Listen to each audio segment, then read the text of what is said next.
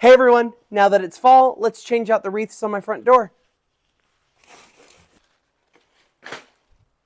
All right, first things first, anytime you start a decorating project, be sure you give the area that you're decorating a really good clean because you're decorating this to draw attention to it and everyone's going to be looking at it and no one wants to see a dirty window. So let's get to it. All right, now that we have the windows all clean, I'm going to go ahead and put up the base that I'm going to be using. And instead of wreaths this year, I'm going to be doing swags just because I like them. And they take up a lot of space on the door and they cover up the window. That's just why. You can find these anywhere. Look them up. Super easy. Let's go. I know what you're saying. Aren't those Christmas swags? They sure are. But I'm going to be using these just as the base. They're going to be covered with a lot of fall foliage, so you're not going to really see any of the green base. So yeah, we're going to get to it. I'm going to fluff these out first of all because you see they're really tight. They're kind of crumpled together. I'm going to fluff them out. That way they're a lot bigger, fuller, and that way things will snap into it a whole lot easier. So let's get to it. All right, so I just wanted to take a quick second to show you the importance of fluffing out any of your greenery that you're going to be using, whether you're going to be using it for now or for Christmas time that's coming up. It's important to fluff out any branches on anything, whether it's garlands, swags, wreaths, because if you don't, it's going to look sad. And it's going to look like you've crumpled it, threw it into a box, and then pulled it out and just set it up.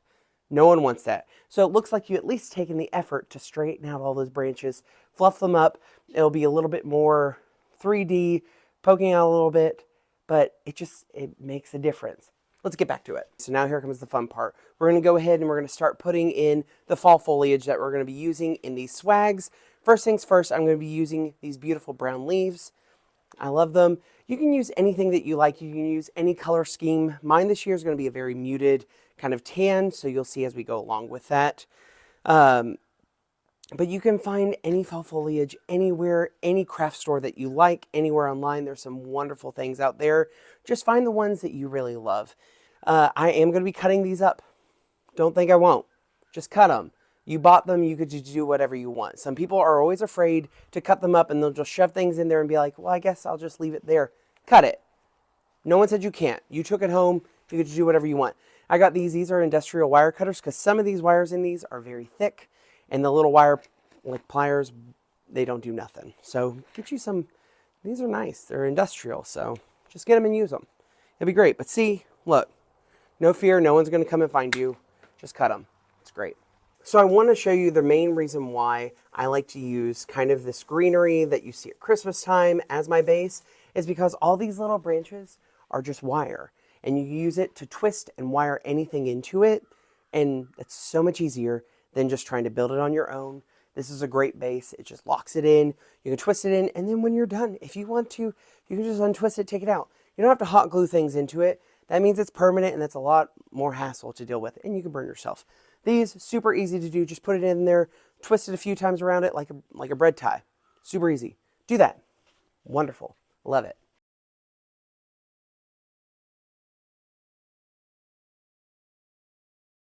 Okay, so I have the base layer done. I think it so far turns out really cute. I know you could probably see some of these little green sprigs. Don't worry, they'll still be covered up. But this is a great base layer of everything that I'm wanting to use.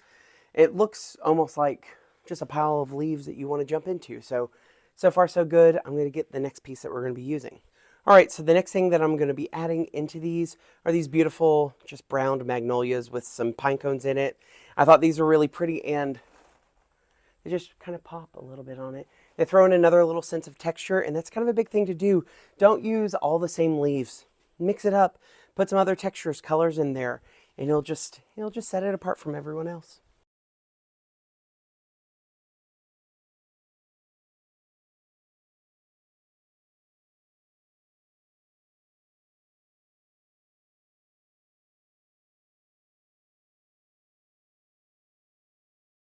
Okay, so now it's time to add a little bit of color, and we're going to throw in these really pretty stems.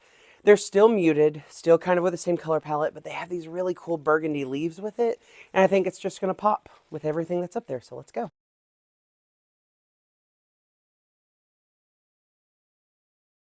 Okay, so we have all that put in. Next thing I'm going to put in, I'm going to start putting in a little bit more of the statement pieces, the ones that are going to stand out a little bit more. And I've seen this kind of around, and I've always been very leery about putting pumpkins in wreaths and swags, but you know what? I'm going to embrace it. I'm going to see if I like it. So I'm going to put these little pumpkins, I have 3 of them. We'll see if I use them all, if I just use one, who knows.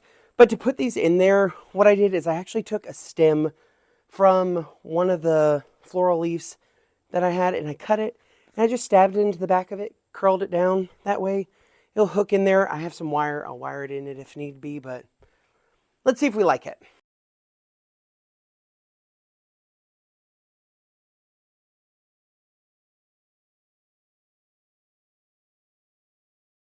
All right, so now we're going to add in these really pretty just artificial wheat.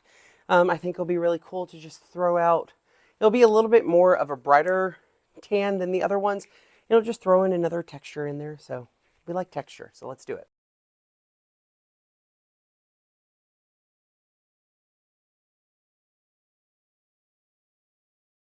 Okay, so now we're going to start adding in just a few flowers, not a lot of them.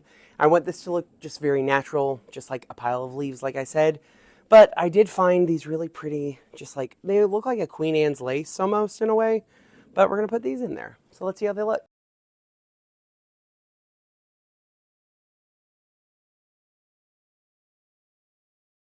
All right, so next, these flowers. All right, so I'm loving how everything looks. I think it looks really cool, nice and full. And now I'm going to just add in just some things to just set it over the edge.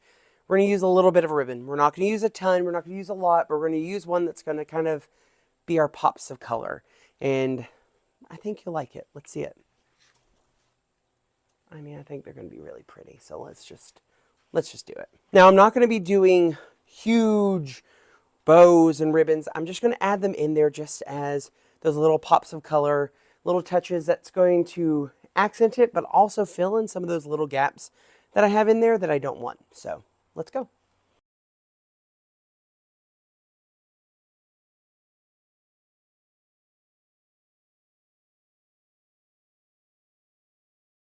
All right, so there we have it. It's all done. All right, see y'all later. So you know I'm just kidding with you. You know I'm going to give you a final view of these 2 swags. I think they turned out absolutely beautiful.